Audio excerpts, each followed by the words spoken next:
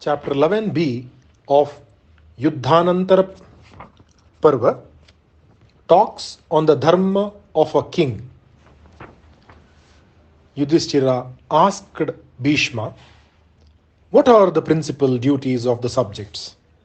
Bhishma replied, "Their first duty is to elect a king and perform his coronation. For the sake of the treasury, the subjects should give 1/50th of their animals and precious metals and a tenth part of their grains. From among them, they should choose those who are proficient in the use of weapons and help the king in the maintenance of the army. A fourth part of the merits of the people will go to the king, and a fourth part of their evil also. A disciple behaves with humility in the presence of his preceptor. Even so, a subject should humble himself before his king. A king who is honored by his subjects will naturally be respected and feared by his foes." Yudhishthira asked, "What other special duties should a king discharge?" Bhishma replied, "A king should first know how to bring himself under subjugation. When he has achieved this, he should then try to subdue his foes. The conquest of the five senses is considered to be the greatest victory. It is only such a king that is capable of conquering his enemies. A king should have an immense number of soldiers in his forts, cities, frontiers, and all important spots. A king's thoughts, actions, decisions, and spies should be kept secret from everyone, especially the enemy.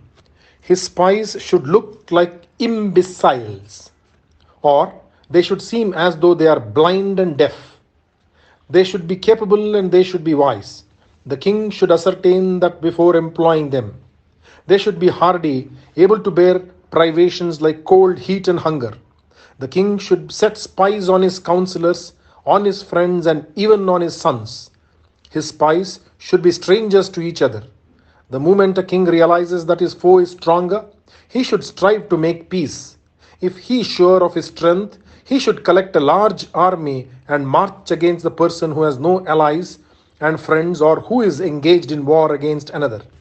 The king should know how to take them by surprise.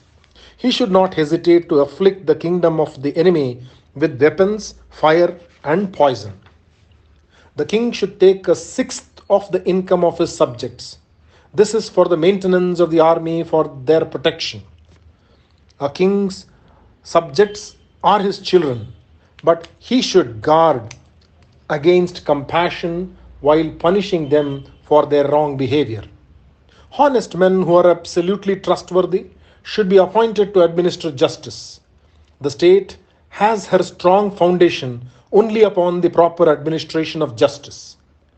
There need be no doubt whatever about the truth that it is the king that makes the age and not the age which makes the king. When a king rules relying entirely and strictly on the signs of chastisement, Krita Yuga or Satyuga, the foremost of ages is set to set in. Righteousness is prevalent during Krita Yuga. Unrighteousness does not even exist then. The earth yields crops without even waiting to be tilled. Herbs and plants grow luxuriantly and in abundance. Diseases are not found at all, and all men live long. The seasons are all delightful. There is peace and nothing but peace on earth. When the king relies on three of the four parts of this Dandaniti, Treta Yuga sets in. A fourth part of dharma is gone and an equal portion of adharma sets in.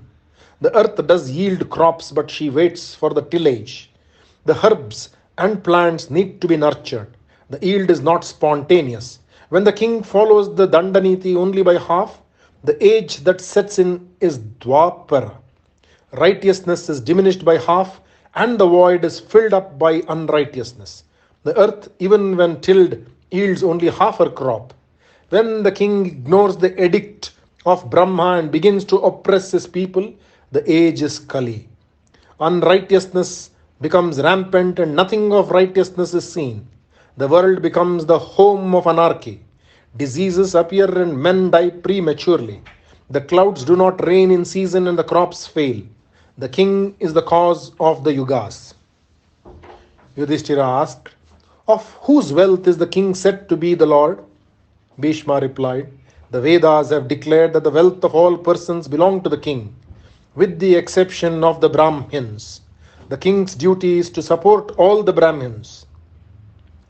Yudhishthira asked, nothing, not even the smallest act can be accomplished by a single man. He has to have assistance. This is all the more true when one thinks of ruling a kingdom. So much of it depends on the minister of the king. Tell me, what are the characteristics of a minister and his duties? Which kind of man deserves the king's entire confidence? Bhishma replied, a king has friends, and these can be classified into four types. The first is the man whose object coincides with that of the king. The second is the man who is devoted to the king. The third is the one related to the king by birth. The fourth is one whom the king has placated by gifts. There is a fifth, and that is a righteous man who firmly serves one and not both sides. He belongs to the side where there is righteousness. To this man, the king should never confide plans which are in danger of being disapproved. A king who wants to be successful has to be righteous and unrighteous too, according to circumstances. And so, he cannot be too careful in regard to these friends. A wicked man may appear to be honest, and an honest man is likely to become dishonest. No man can always be of the same mind all the time. No one should be trusted completely. Entire reliance on the minister is not wise. And again, a want of trust is also wrong. A king's policy, therefore, should be trust as well as mistrust. I repeat, a king's policy, therefore, should be trust as well as mistrust. A king should fear his kinsman as he would death himself. A kinsman can never bear to see the prosperity of the king. At the same time, a king without kinsmen is unfortunate indeed. The policy is mistrusting them at heart, but behaving with them as though he trusts them completely. Yudhishthira asked, what should be the characteristics of the legislatures, the ministers of war, the courtier, and the counselor of a king? Bhishma replied, the legislatures should be men who are modest, self-restrained, truthful and sincere, and they should have the courage to speak what is proper. The ministers for war should be those who are always by the side of the king. They should be very brave. They should belong to the higher caste and be learned and affectionate to a fault as far as the king is concerned. A courtier should be of high lineage. He should always be honored by the king. He should be a man who has the king's interests always at heart. He should never abandon the king, whatever the circumstances may be. The officers of the army should again be of high lineage, born in the country of the king, possessed of wisdom, great learning, and beauty of form and features. They should be of excellent behavior, and they should be devoted to the king. 4 Brahmins learned in the Vedas, possessed of great dignity and belonging to the Snataka order and of pure unblemished behavior. 8 Kshatriyas, all of whom should be very strong physically and proficient in the use of all the weapons. 21 Vaishyas, all of whom should be wealthy. 3 Shudras, all of whom should possess humility and pure conduct. And 1 man of the Suta caste. These should be the ministers of the king.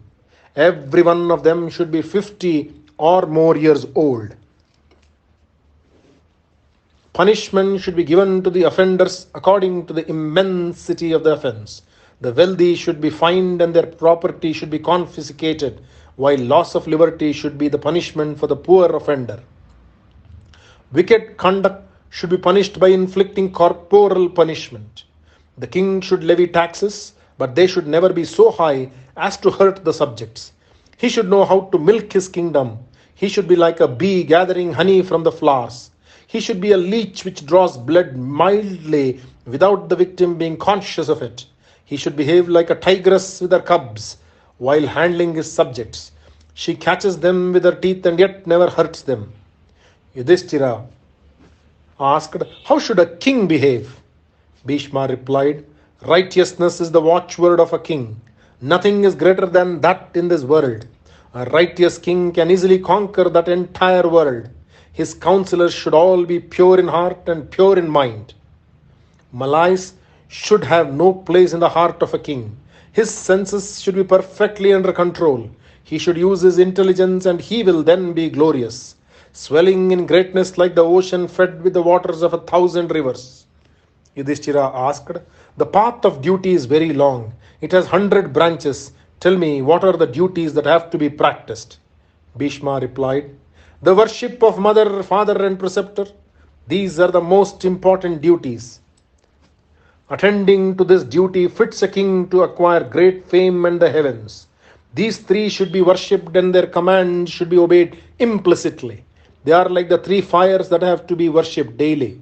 Serving the father helps one to cross this world. Serving the mother transports him to the heavens. Serving the preceptor of one attains the region of Brahma. Yudhishthira asked, I want to know about Dharma, Artha, and Kama. The course of life proceeds onwards. Which of these three helps to steady that course in the right direction? Bhishma replied, the three exist together side by side. When a man amasses wealth, always taking care to walk in the path of Dharma, wealth has its root in virtue and pleasure is said to be the fruit of wealth.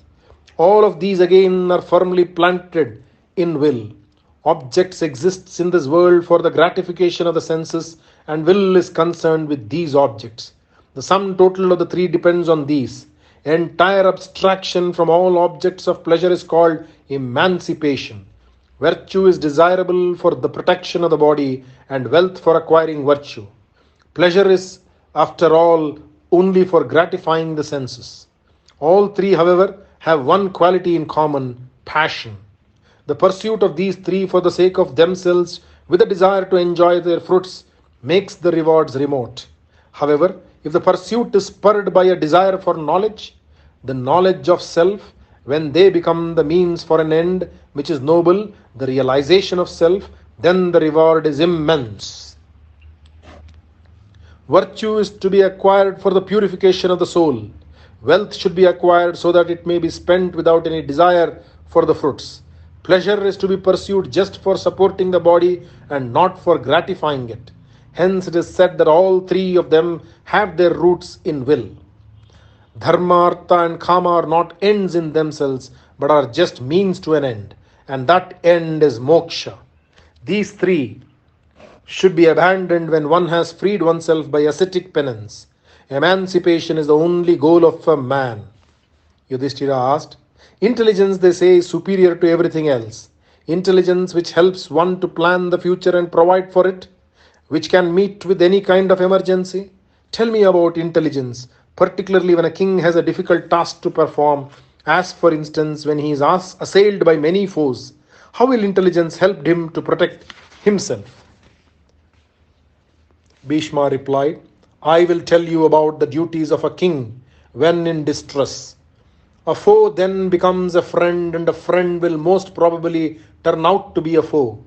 Circumstances will so conspire that the course of human actions becomes uncertain. This is where intelligence comes to one's rescue. It helps you to decide whether one should make war on the foe or make peace with him. It all depends on the time and place, and at times it is even necessary to make friends with the enemy. You should make friends with intelligent men who are desirous of your welfare. If your life cannot otherwise be saved, then you should certainly make peace with the enemy. If you are foolish enough not to consider this, then you will never succeed in achieving things for which everyone strives so hard. A king who makes a truce with the enemy and quarrels with his erstwhile friends after considering the situation to the utmost, its pros and its cons, will certainly be able to succeed.